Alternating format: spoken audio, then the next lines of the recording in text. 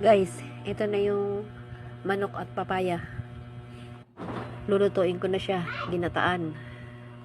Mas the best kasi sa akin yung ginataan. Ayan. Sinangkot ko muna yung manok para matanggal yung tubig.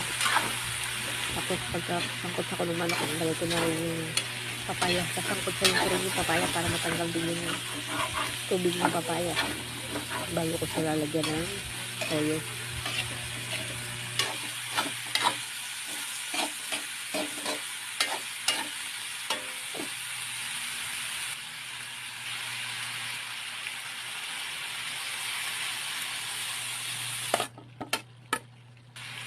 Tapos pinakulo ko lang yung toyo bago ko nilagyan na rin ng gata.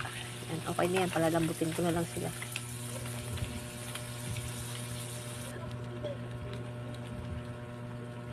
So, mahinang apoy nga lang pala yan guys, para hindi matuyo agad yung gata, para lumambot siya ng medyo may sabaw pa.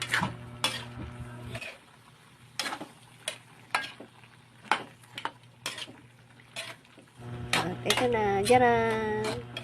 Ito ng ating ginataang papaya na may manok.